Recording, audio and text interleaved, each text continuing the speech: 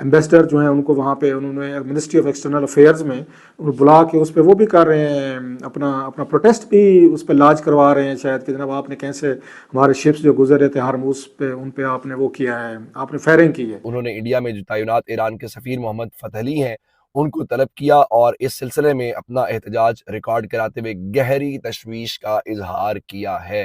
समन करना, ठीक है, दैट गिव्स अ मैसेज। साथ साथ एक बार फिर ट्रंप सिचुएशन रूम में चला गया, वहां बैठ के जो गुफ्तगू हुई, जो फैसले हुए। इसराइली और अमरीकी मीडिया ने दावे शुरू कर दिए हैं। इसराइली सोर्सेज ये बता रहे हैं कि ईरान के ऊपर दोबारा जल्द बमबारी शुरू हो सकती है इस सूरत में कि बॉम्बिंग कुड रिटर्न। अभी 24 घंटे पहले कल ही हमने वी लॉन्च किया था, बड़े खुश थे, हम सब खुश थे, आप भी था, पूरा पाकिस्तान खुश था।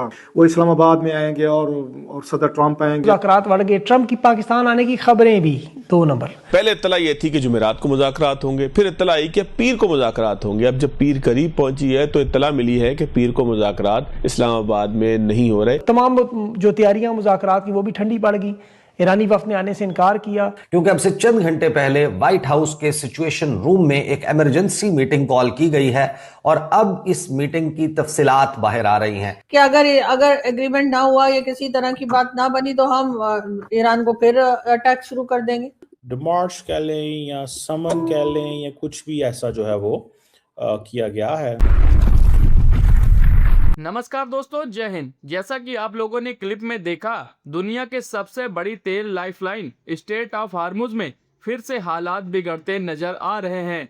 शनिवार को ईरानी गनबोट्स ने भारतीय झंडे वाले 2 जहाजों पर अचानक गोलीबारी कर दी, जिससे पूरे ग्लोबल शिपिंग सेक्टर में हड़कंप मच गया। हैरानी की बात यह है कि हमले से कुछ घंटे पहले ही 8 टैंकरों का बड़ा एक काफिला वहां से निकला था, जिसे देख दुनिया ने राहत की सांस ली थी। लेकिन जैसे ही भारतीय जहाज आगे बढ़े, ईरान ने फायरिंग शुरू कर दी। आपको बता दें कि ईरान ने पहले ही इस रास्ते को बंद करने की चेतावनी दी थी। भारत ने इस घटना को हल्के में नहीं लिया है। नई दिल्ली में तुरंत ईरानी राजदूत को तलब किया गया और इस हमले पर सख्त विरोध दर्ज कराया गया। अंतर्राष्ट्रीय जलमार्ग में भारतीय क्रू और जहाजों की सुरक्षा अब एक बड़ा राजनीतिक मुद्दा बन गई है। अगर यह रास्ता बंद होता है तो दुनिया का 30% तेल सप्लाई रुक जाएगी और पेट्रोल डीजल की कीमतें बेकाबू हो जाएंगी। इंडियन जो वो जा रहे थे, शिप्स जा रहे थे, उन पर फायरिंग हुई और बताया जा रहा है न्यू दिल्ली ने शायद ईरानियन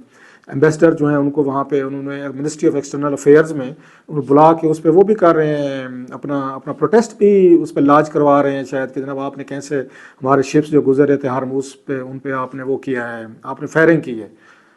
तो अचानक क्या हुआ इन 24 आवर्स में? What went wrong? This is the question. अब सारे पूछ रहे होंगे, हम भी पूछ रहे हैं, एवरीबॉडी इज आस्किंग। अब इसके बाद इन मुज़ाकरात का क्या फ्यूचर है और क्या इसके बाद सदर ट्रंप पाकिस्तान आएंगे जो कहा जा रहा था। अभी 24 घंटे पहले कल ही हमने वी लॉन्च किया था, बड़े खुश थे, हम सब खुश थे, आप भी था, पूरा पाकिस्तान खुश था। वो इस्लामाबाद में आएंगे और सदर ट्रंप आएंगे और फिर उनके साथ यहाँ पे ईरानियंस आएंगे, तो बैठ कर एक डील हो जाएगी। तो उसमें मैंने आपको बताया था कि एक इंडियन जहाज भी मौजूद था जिसका नाम तब्दील किया गया। तो इंडिया ने उसके ऊपर रद्द-ए-अमल दिया है और इंडिया ने आबनाए हुर्मुज़ में 2 इंडियन जहाज़ों पर, मैंने आपको एक से मुतालिक बताया था, इंडिया कह रहा है जी हमारे 2 जहाज़ों पर फायरिंग करके रुख तब्दील करवाया गया है। तो उन्होंने ईरान के साथ बाकायदा एहतजाज किया है और उन्होंने इंडिया में जो तैनात ईरान के सफीर मोहम्मद फतहली हैं उनको तलब किया और इस सिलसिले में अपना एहतजाज रिकॉर्ड कराते हुए गहरी तशवीश का इजहार किया है।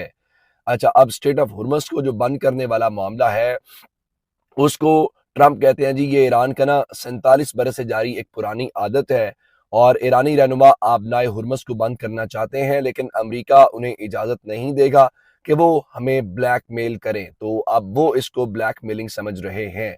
लेकिन जिस तरह से मैंने आपको बताया कि उन्होंने कम से कम 3 जहाज़ों के ऊपर हमला किया है, तो अब ऐसे सूरत हाल क्या है, क्या एक बार फिर जंग की तरफ जाने का हालात पैदा हो गया है?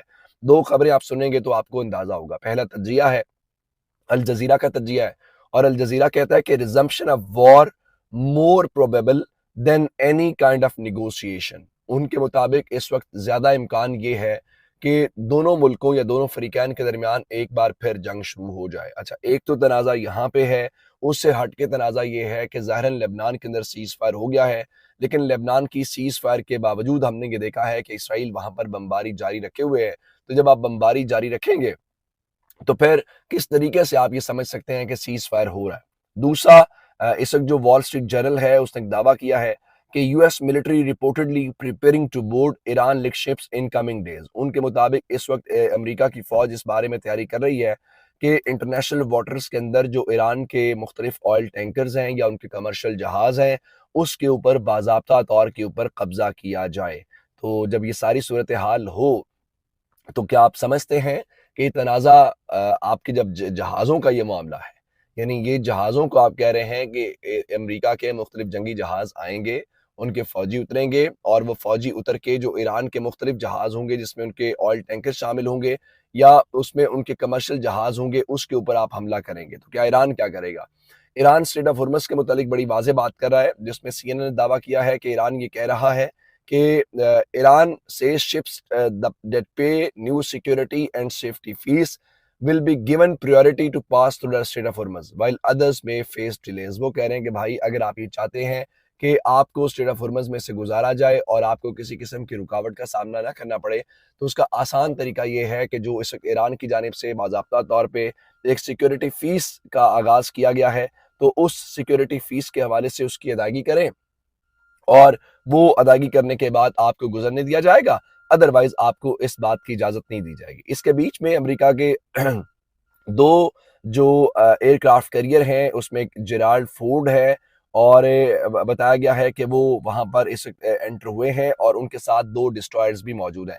एसोसिएटेड प्रेस ने लिखा कि the US aircraft carrier USS Gerald R Ford has entered the Red Sea accompanied by 2 destroyers. Destroyers का मतलब ये है कि वो कोई बड़ा तमाशा लगाना चाहते हैं और रेड सी का मतलब ये है कि ईरान ये कहता है कि अगर ये मामला यहाँ से आगे चलता है, यानी स्ट्रेट ऑफ हुर्मुज़ से, तो आगे बाबुल मंदब में जाएगा। और दोस्तों, ईरान और इंडिया के दरमियान मामला थोड़े ख़राब हुए हैं और कहा यह जा रहा है कि जो ईरान के एम्बेसडर हैं इंडिया के अंदर, उनको समन किया गया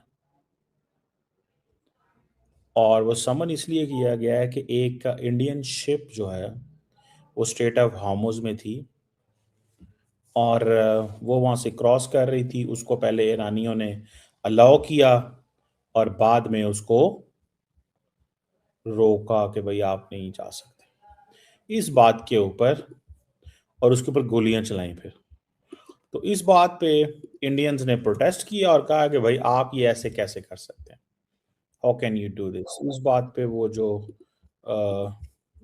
एक डिमार्च कह लें या समन कह लें या कुछ भी ऐसा जो है वो किया गया है और हालात थोड़े से कशीदा हैं।